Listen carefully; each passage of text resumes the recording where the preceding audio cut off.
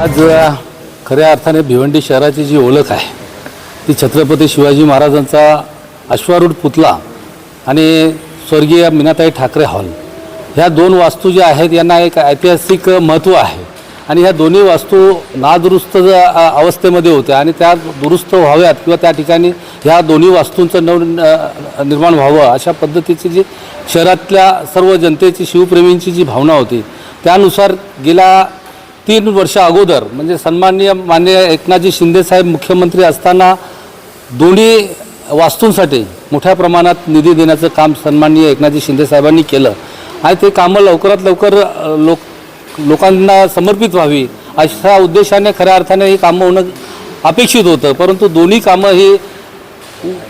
कामांना उशीर झालेला आहे. असलं तरी आम्ही त्या ठिकाणी ठेकेदारांना त्या ठिकाणी असलेले आर्किटेक्ट जे आहेत त्या सर्वांना भेटून आज पाहणी दौऱ्यामध्ये ती वास्तू अतिशय चांगल्या प्रकारे व्हावी ठिकाणी येऊन आम्ही ती पाहणी केलेली आहे.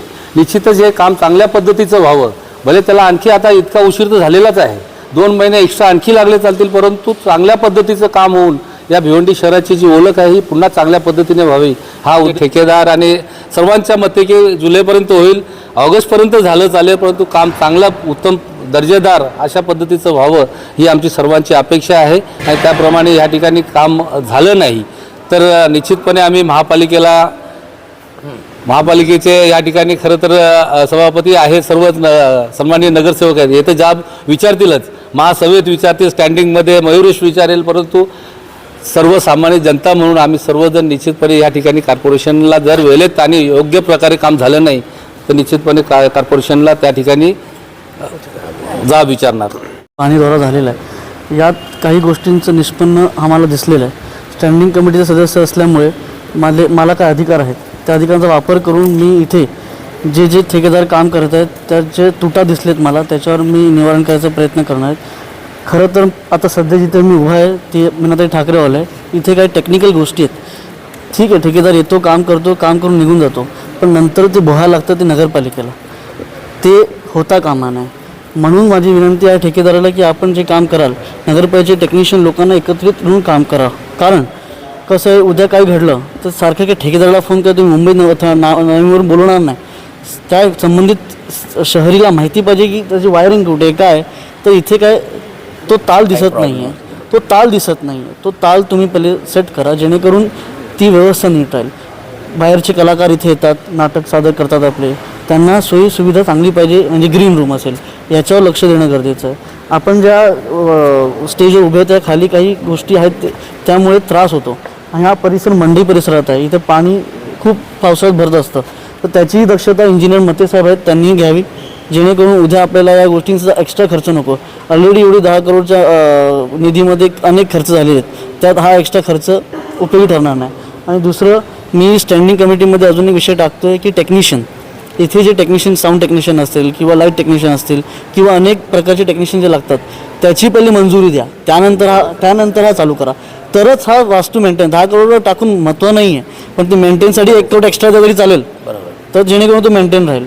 आणि छत्रपती शिवाजी महाराजांचं जे पुतळा बघितला आहे, अप्रतिम काम चालू आहे आणि मी अभिनंदन करतो माननीय नामदार उपमुख्यमंत्री एकनाथ शिंदे साहेबांचं की आपण जी निधी उपलब्ध करून दिली आहे ते आम्ही नगरसेवक जेवढे सगळे नगरपालिका आहेत आम्ही तुमच्या त्या निधीला सार्थ देऊ. आम्ही सिद्ध करून दाखवू की भिवंडी शहरात हे जे 2 निधी जे मोठ्या प्रमाणात दिलेत हे म्हणजे अभिमानास्पद जी गोष्ट आहे ती आम्ही करून दाखवू तुम्हाला.